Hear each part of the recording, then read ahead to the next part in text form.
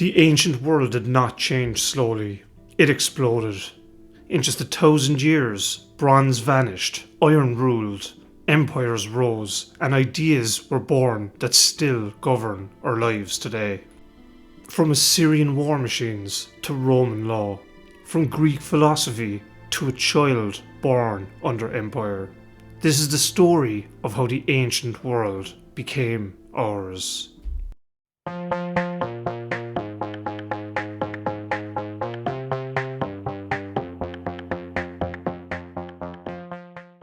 By 1000 BC, the ancient world was rising from the ashes of collapse.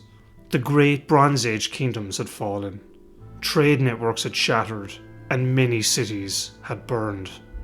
Yet humanity did not retreat into silence. Instead, a new age was being forged, one harder, sharper, and more restless than before. Iron replaced bronze. Small kingdoms grew into empires. New religions, philosophies, and political systems reshaped how people understood power, duty, and the meaning of life itself. Between 1000 BC and 1 AD, the world was transformed more deeply than in any previous age. In the Near East, the early Iron Age began with recovery. Cities were rebuilt, trade routes reopened, and new peoples rose to power. Among them were the Assyrians, who turned warfare into a science. From their capitals at Ashur and later Nineveh, Assyrian kings built the most terrifying empire the world had yet seen. Their armies marched with iron weapons, siege engines, and disciplined formations. Relief carvings show cities under assault, walls collapsing, and captives led away. Fear itself became a political weapon. The Assyrians ruled through strength, deporting entire populations to prevent rebellion and binding the empire with roads, messengers, and centralized control. Yet, even this brutal empire could not last forever. By the late 7th century BC, internal rebellion and foreign invasion shattered Assyrian power. In its place rose the Neo-Babylonian Empire, famous for its king Nebuchadnezzar II. Babylon became a city of legend, with massive walls, monumental gates, and the mythic Hanging Gardens. It was also a city of learning. Astronomers charted the skies, priests recorded omens, and scribes preserved ancient knowledge that would shape future civilizations. To the east, in the highlands of Iran, another power was rising, the Persians. Under Cyrus the Great in the 6th century BC, Persia built an empire larger than anything before it. Unlike the Assyrians, the Persians ruled through tolerance. They allowed conquered peoples to keep their religions, customs, and local leaders, as long as they paid tribute and remained loyal. Royal roads crossed the empire from Anatolia to Central Asia, carrying messages faster than any previous system. Gold and silver coins made trade easier. Law, administration, and diplomacy became tools of empire as important as armies. While empires expanded in the Near East, new cultural forces were taking shape around the Mediterranean. In Greece, small city-states known as the polis emerged from the ruins of the Bronze Age world. Athens, Sparta, Corinth, and Thebes developed different political systems: monarchy, oligarchy, tyranny, and democracy. In Athens, citizens debated laws in public assemblies. In Sparta, society became a permanent military camp. Greek culture flourished in poetry, drama, sculpture, and philosophy.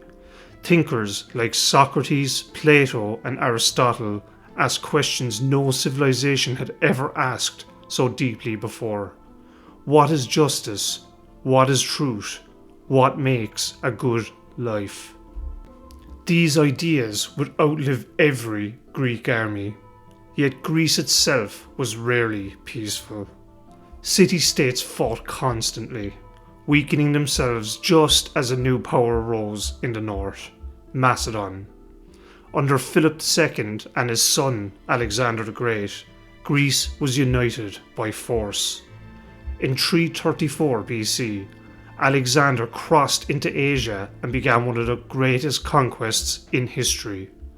In little more than a decade, he destroyed the Persian Empire, marched through Egypt, Mesopotamia, Iran, and into India. Wherever he went, Greek culture followed. Cities were founded. Greek became the language of government, and Eastern and Western ideas blended into a new world called the Hellenistic Age. After Alexander's death, his empire split into rival kingdoms, but his cultural impact never faded. Science, medicine, mathematics, and geography advanced rapidly. In Alexandria, scholars measured the size of the earth, mapped the stars, and preserved ancient texts in the greatest library of the ancient world. Far to the west, another small community was beginning its own rise. Rome, once a village on the Tiber River, grew into a republic ruled by elected officials and a powerful senate. Roman society valued discipline, law, and loyalty to the state. Through centuries of warfare, Rome conquered Italy, then clashed with the mighty Carthaginian Empire in the Punic Wars. Hannibal's elephants marched across the Alps, but in the end, Rome destroyed Carthage and became master of the Western Mediterranean. Rome did not simply conquer, it absorbed. Conquered peoples became citizens, soldiers, and taxpayers. Roads, aqueducts, and cities spread across Europe, North Africa, and the Near East.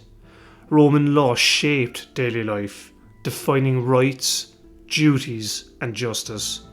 Yet power brought conflict. Civil wars erupted as generals fought for control. In the 1st century BC, Julius Caesar crossed the Rubicon and shattered the Republic. After his assassination, years of chaos followed, until his adopted son Octavian emerged victorious. In 27 BC, he became Augustus, the first Roman emperor. The Republic was gone, and empire had begun. While Rome ruled the Mediterranean, great civilizations also thrived elsewhere. In India, the Mauryan Empire under Ashoka ruled much of the subcontinent in the 3rd century BC. After witnessing the horrors of war, Ashoka embraced Buddhism and ruled through moral law rather than fear. His edict, carved into stone pillars, preached compassion, tolerance, and peace. In China, the Warring States period ended when the Qin dynasty unified the land in 221 BC. The first emperor, Qin Shi Huang, standardized laws, writing, weights, and roads. He began the Great Wall and was buried with the Terracotta Army. Thousands of life-sized clay soldiers meant to guard him in death.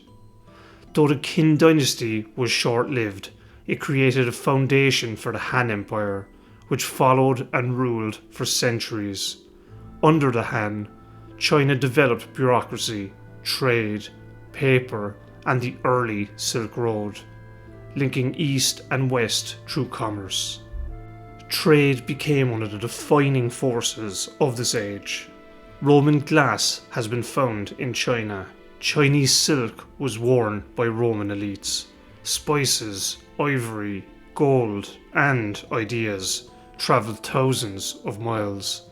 Along with goods came stories, beliefs, and technologies. The world, for the first time, was quietly becoming global. Religion and philosophy also changed profoundly. In the Middle East, Jewish tradition emphasized one God, law, and moral duty. In India, Hinduism and Buddhism shaped spiritual life. In China, Confucianism taught order, duty, and respect, while Taoism sought harmony with nature. In the Roman world, old gods were still worshipped, but new mystery cults and spiritual movements spread, searching for personal meaning in a vast empire. As Rome tightened its grip on the Mediterranean world, its power stretched even into the small, restless province of Judea. Ruled by client kings like Herod the Great and watched closely by Roman governors, the land was filled with tension between empire and tradition, between law and prophecy, between power and fate. Jewish society at the turn of the era lived with deep expectations. Ancient texts spoke of a coming Messiah, a figure who would restore justice and free the people from oppression. It was in this charged world, sometime in the final years before the calendar turned, that a child named Jesus was born in the region of Judea. His birth passed almost unnoticed by the great powers of the age. No armies marched, no cities fell, yet stories spread among shepherds, families, and villages that something extraordinary had begun.